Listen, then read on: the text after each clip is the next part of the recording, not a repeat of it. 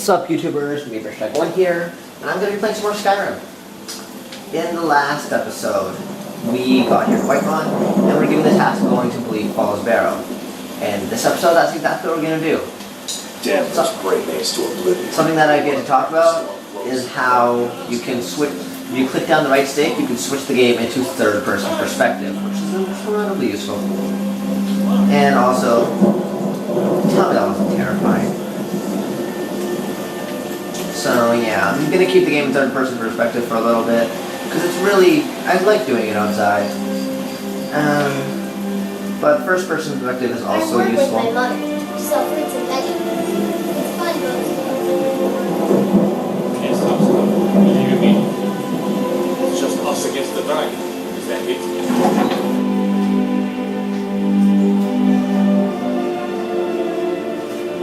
Now, what I could do is just run all the way to Bleak Falls Barrow. But if you remember from what Roloff was saying, we actually know it is right next to Riverwood, so we don't need to do that. What we can do instead is go to the map. This is the map. Okay? Bleak Falls Barrow is there. We haven't discovered that place yet. So what we're going to do instead is go to Riverwood. You can go to pretty much anywhere you've discovered. If it has a little discover thing on the top of the screen when you got there, you can fast travel there.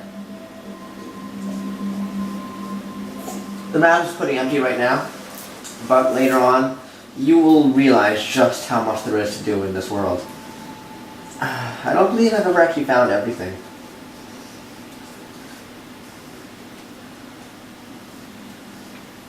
Alright.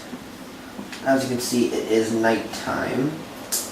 I think I'm going to leave it like that. You can change the time of day, but I think I'm going to just leave it with nighttime. And there's one thing I really want to change quickly about my gear, because I don't plan on using a bow. I'm just going to de-equip these arrows so that I look a little bit better. Alright, this isn't going to be a super long journey until we get to somewhere interesting, so don't worry.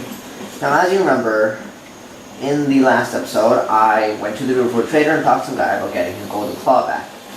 That golden claw is in the Bleak Falls Barrow, which is why I wanted to get it before going to Whiterun. Okay, it's all just very convenient, and it's something that people tend to miss their first time around, and hopefully, but sometimes, you sell the golden claw before you can actually go find out that there's a quest for it. And here's some wolves. They're not even involved blocking. With my armor, these wolves do pretty much no damage. Wrong button, sorry. Wait, am I going? Yeah, okay. Now, I do believe... I might have made a wrong turn. I do believe that there's going to be a little fort area thingy coming up.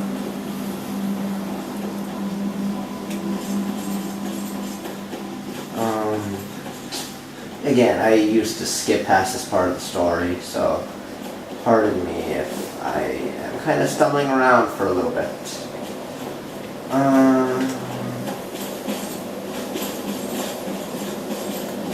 guess I'll start by going over here and, seeing what's up. I don't actually believe I need to do anything with this horse. Oh, wait, keep it back. Never mind.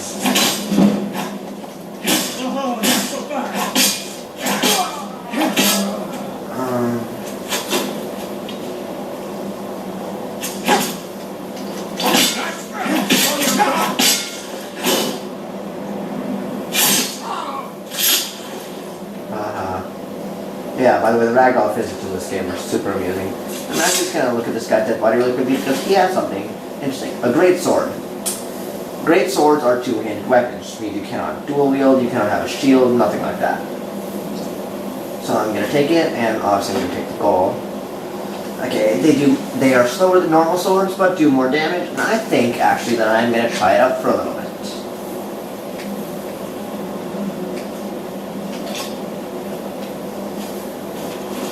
And, well, I just totally got lost. Okay, here we are. This place is kind of crowded, so I'm going to switch to the first person view. Again, gold and a lockpick. Nothing else really interesting, so I'm just going to leave you alone. Now, I do believe there are a few more people killing here. So, I'm just going to kill them because I want to try out this new greatsword. That's close enough. Oh, there you are. Yeah, this person's using a shield, which is why I'm not doing much damage, but as you can see, I'm still managing to stun them with just a greatsword. And as soon as I put the shield down, I KO them really quickly. Iron shield. I'm going to take this iron shield because this is better than my current shield. And war axe, as we've already seen. So I don't think I need to go into that. But I do believe that's it. So I'm just going to jump down. Ew. Yeah. Okay, jump. You do take fall damage in this game. Totally didn't realize that was going to kill me though.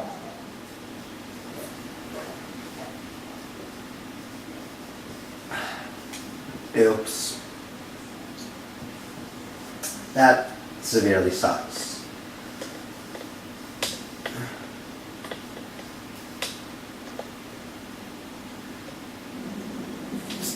And crap. I'll be back in a minute, guys.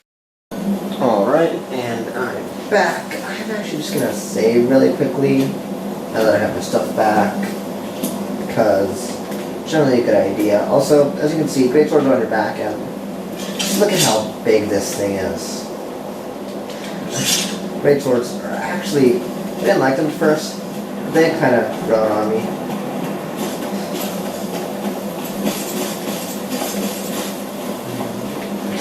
Now, you might kind of lose your path a little bit, but try to follow this little rock structure thing. And we're getting pretty close. Big close arrow is right here. Now, you're going to want to take out your weapon. Right. Because some stuff's about to happen. Can't hide from me. I'll fight. Yeah, so as you can see, this thing does quite a bit of damage. Now, my two-handed, as you can see, is a skill. You have one-handed for one-handed weapon, two-handed for two-handed weapon, and I just leveled up. Okay, so as you can see, and I leveled up. Your total level is, my total level is currently level 1, and I can now either increase my magical health or stamina. I'm going to increase my health. Okay, so as you can see, I'm now level 2. These are all different skills, okay? There are a ton. I'm not going to go into them all just yet, but here's what I will go into in the meantime. Heavy armor. Heavy armor is basically, if you wear heavy armor, like I am now, like the iron armor I'm wearing, the skill will go up, and the higher it is, the more damage that armor resists. This is block. The more you block, the higher this goes up, and the higher this is, the better your block gets. This is two-handed, this is for two-handed weapons, this is one-handed for one-handed weapons, this is archery. This is light armor for, obviously, light armor. That's all I'm going to go into right now. Okay, but as each one of those goes up, your overall level goes up a little bit, or your overall experience, and shot. Oh yeah, they're probably attacking me. And yeah, your level generally goes up really slowly. Okay, so don't expect to be like level 31 after like half an hour. That's just not gonna happen. I don't believe that there's anyone else right now. And I'm not gonna go into third person because, well, we're about to go inside somewhere, and it's hard to fight in third person while you're inside. So let's go to Bleak Falls Temple.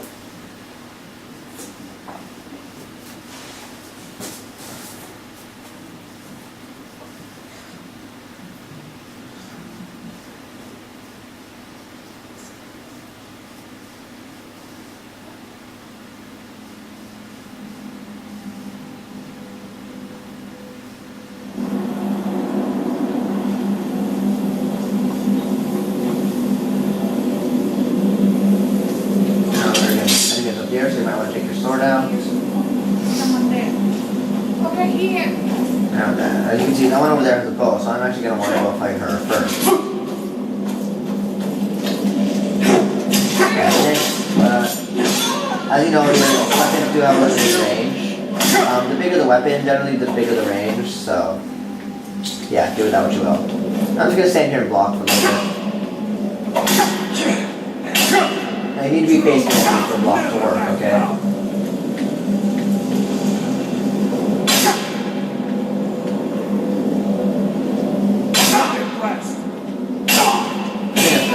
Gonna shield back and stun him, and then a quick little finish kill him. Alright, he has a mace. I'll take it with me, I'm not gonna use it just yet though. Here's some spider webs, and I think you guys all know what that means. Because if we go over here...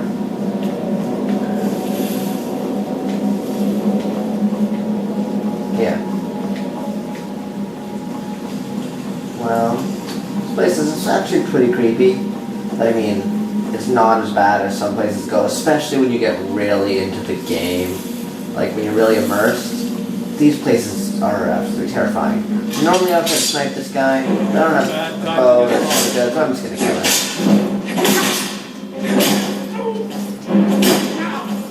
Yeah, as you can see, he's using that torch to block. That's why my attacks are doing that much damage. I'm gonna, I meant to take the torch. Torches are not very good shields. Okay. You can only use them with one-handed weapons, obviously. They don't have super good blocks, but if you shield bash with them, you light your enemies on fire. Fire just does damage over time, unless your enemy is resistant to it. So that's actually pretty useful. And also, they light up dark areas, so they do have an effect on the outside world. Okay. Now, as you can see, there's a little bit of a puzzle here. I press this lever, a bunch of stuff shoots at me, and I get hurt. But we're trying to open this gate, so it's kind of confusing what you might have to do. But if you go over here, you see you can turn these things around. And if you look there, there's a snake on the left and a fish on the right. But there's nothing in the middle. That fell down. There's a snake. So, from left to right, it is supposed to be snake, snake, fish. So let's do that.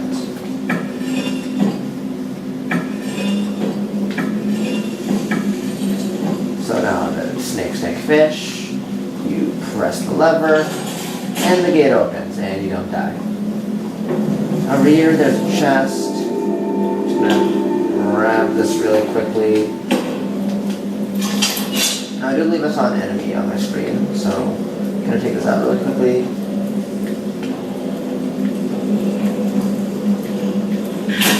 Yeah, these are deceivers. They're little insignificant enemies that are just here to get in your way. One hit with a great sword will kill them. That guy's just running. Now, something I'd like to bring up, because we're not really doing anything now, this game is heavily influenced by Norse culture.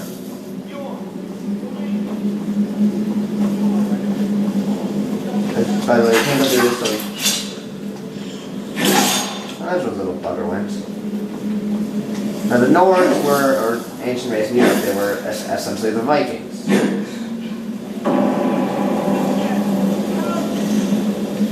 Hey, look who's here. A wounded frostbite fighter who is harder to kill than other frostbite fighters. Oh, you okay, guys? Now, if you just keep swinging your great sword, you should be able to take this thing out before it takes you out. But if you need to do something else, then do something else. As you can see, I just got a level up there. So I'm just going to take this frostbite pen out. Then I'm going to go to get my level up and once again increase my health.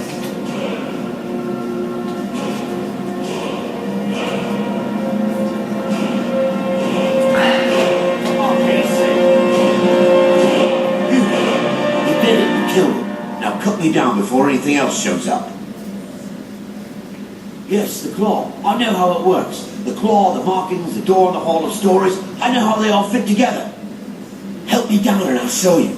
You won't believe the power the Nords have hidden there. Fine, let me see if I can cut you down. Sweet breath of arcade, thank you. Yeah, you can take out your sword and try to kill him, basically. It's coming loose. I can feel it. You fool. Why should I share the treasure with anyone? I'm just gonna want to chase this guy down. Nothing really important happens while you pass, so just rush him and then stab him. Just like that. Now then, Arnold Swift. The Golden Claw. This is what we need to give to the Riverwood trader, Lucas Valerius. You can take his journal. I'm not really going to read it, but you can if you want. And he doesn't have anything else of interest to me, so let's move on. And as I was saying earlier, the Nords, or the Vikings, were in Europe. And here's something that actually appeared in Northern mythology. Draugr. These are essentially Viking zombies. They can see past their size, and they guard Viking treasure. They can't see past their size in this game, but they do guard treasure, so you'll find these a lot. And I'm dying.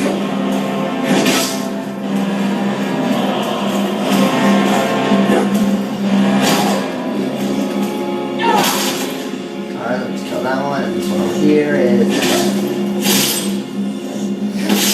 okay, so that was actually quite well timed. Now,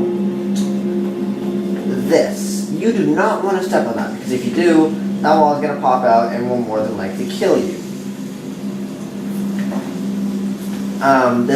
That, I could not figure out what to do. First time I went around, I couldn't figure out what I was dying, but just don't step on the little thing. Basically a pressure plate. Yeah, those spikes really hurt. Okay, so typically when you're in a dungeon, you will have to fight Draugr.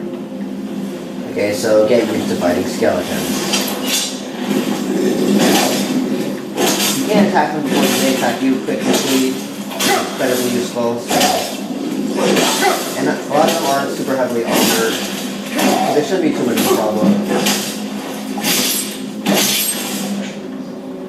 And if you can actually look closely, you can see this one was a female, so they're not just male Vikings. Now this right here, you're probably going to want to wait for your health to refill for this. But, as I'm doing that, I think I will see you guys next time. Later.